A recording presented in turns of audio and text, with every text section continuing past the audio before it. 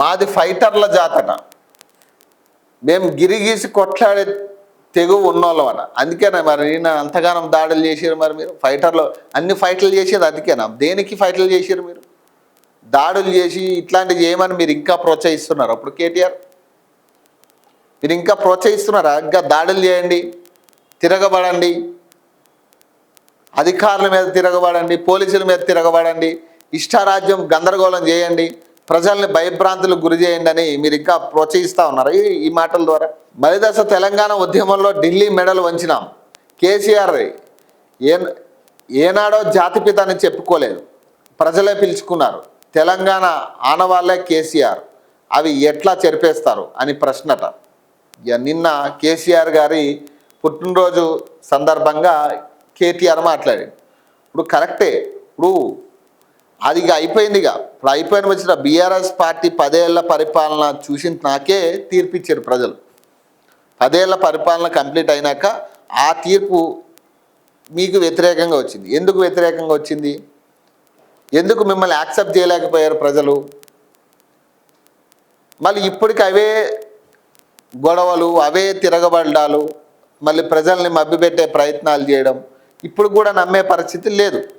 వాస్తవానికి 3 పార్టీలని నమ్మే పరిస్థితుల్లో ప్రజలు లేరు. కానీ గతి లేక ఏం చేస్తారు?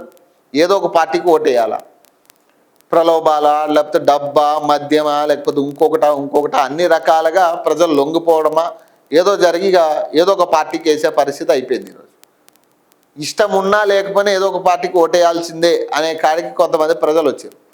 ఇప్పటికే ఓటు శాతం తగ్గింది, ఓటింగ్ పర్సంటేజ్ తగ్గింది. 70% ఓటింగ్ పర్సెంట్, దాదాపు 30% మంది బయటకు అసలు వచ్చే పరిస్థితి లేదు ఓటేయడానికి. మళ్ళీ దీన్ని ఇంకొక 2 ఏళ్ళు గడిస్తే కనీసం 50% ఓటింగ్ పోలింగ్ అయితేనే గగనం అనే కాడికి తీసుకొస్తారు. సిటీలో 60% లేదు ఓటింగ్ పర్సెంటేజ్, 45-50% మించి ఎప్పుడు ఓటింగ్ జరిగిన పరిస్థితి లేదు సిటీలో. మరి ఈ తరహాలో ఓటింగ్ పర్సెంట్ తగ్గుతుందంటే అర్థమైంది. అసలు ఎవరికి ఓటేయాలో తెలియని పరిస్థితుల్లో ఆగిపోతున్న సిచ్యువేషన్స్ ఉన్నాయి చాలా. వెళ్ళి ఎవరికొకడికి ఓటేసి రావడం ఇష్టం లేక చాలామంది నోటాకేసే బదులు ఇంట్లో కూర్చుంటే బెటర్ అనే కాడికి వచ్చారు జనాలు కూడా. ఈ తరహాలో మళ్ళీ మీరు ఇదే మాస్ స్టైల్ ఎత్తుకుంటే జనాలు ఇంకా పక్కన పెట్టే పరిస్థితే ఉంటుంది. మీరు బయటికి రావాలి, ప్రజా సమస్యల మీరు చేసిన తప్పులు ఒప్పుకోవాలి, తర్వాత ప్రజా సమస్యల మీద మీరు పోరాడగలగాలి. మళ్ళీ రేపు అధికారంలో వచ్చాక మళ్ళీ మీరు సేమ్ తరహాలో మళ్ళీ 10 ఏళ్ళ పరిపాలన ఎట్లానే చేసిరో, నేనే రాజు నేనే మంత్రి, ఇప్పుడు ఆయన చెప్పుకుంటుండే కదా ముఖ్యమంత్రి, అదే తరహాలో మీరు కూడా చేసారు. మీరేం కొత్తగా ఏమి ప్రజల్లో ఉన్న నాయకుడిలాగా ఎప్పుడు మెలగలే. మీరు కనీసం ప్రజల్లోకి వెళ్ళే ప్రయత్నం కూడా చేయలే ఏనాడు కూడా. కనీసం ప్రజల్ని రప్పించుకునే ప్రయత్నం చేయలే. ఎమ్మెల్యేలకి ముఖ్య నేతలకే అపాయింట్మెంట్ దొరికేది కాదు ముఖ్యమంత్రి దగ్గర. కేసీఆర్ అపాయింట్మెంట్ దొరకాలంటే ఎమ్మెల్యేలే రోజుల తరబడి వెయిట్ చేయాల్సిన పరిస్థితి, ఎప్పుడు పిలుస్తారో తెలియని సిచ్యువేషన్స్. మరి ఇవన్నీ కూడా చేసి వచ్చిన వాళ్ళే కదా మీరు. ఇప్పుడు మాట్లాడేదంతా కూడా ఇప్పుడు ఆల్రెడీ మీరు చేసి వచ్చింది. ఇప్పుడు వీటికి కారణం ఇప్పుడు తెలంగాణ ప్రజలు ఇప్పుడు ఏదైతే ఇబ్బందులు పడుతూ ఉన్నారో వీటన్నిటికీ ఒకానొక టైంలో కారకులు మీరే. అప్పటి నుంచి ఆ లెగసీ కంటిన్యూ అవుతూ ఉంది. చిత్రహింసలు పెట్టడం, దొంగ హామీలు ఇవ్వడం, ఇట్లాంటివన్నీ కూడా మీ స్టైల్ ఆఫ్ ఇదే కంటిన్యూ అవుతూ ఉంది ఇప్పటికీ కూడా.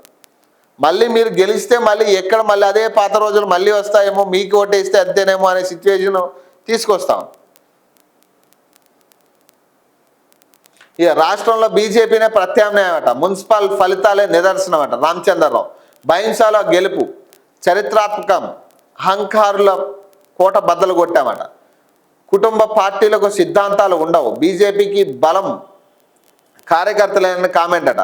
స్టేట్ ఆఫీసులో ఘనంగా దీన్ దయాల్ శిక్షణ మహా బిఎస్ అట. ఇక ప్రత్యామ్నాయం ఏమో కానీ నాకు తెలిసి ప్రజల్లో కనీసం ఆలోచన కూడా లేదు కాంగ్రెస్ బీజేపీ పార్టీ ఒకటి ఉందని. ఆ స్థాయి క్రియేట్ చేసుకున్నారు.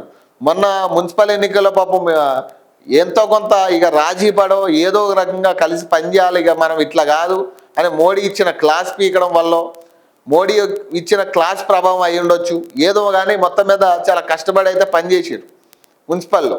కానీ ఇదే తరహా కంటిన్యూ చేస్తారా అనేది కూడా మళ్ళీ మీకే తెలియని అంశం అది. ఇదే తరహా గనక నాయకులు కంటిన్యూ చేస్తే మేబీ సెకండ్ పొజిషన్లో వస్తుందేమో. కానీ కనీసం అది కంటిన్యూ అవుతుందా అంటే మీకే డౌట్. అది మీ నాయకులు సక్రమంగా పనిచేస్తారా, కంటిన్యూగా ఇదే తరహాలో ఇంత సీరియస్గా పనిచేస్తారంటే అది జీరో, తెలీదు. సో అది లోపించే ఇన్నాళ్ళు మీరు థర్డ్ ప్లేస్లోకి పరిమితమయ్యారు. కాబట్టి ఇప్పటికైనా దాన్ని మీరు కొంచెం కరెక్ట్ చేసుకుంటే బాగుంటుంది.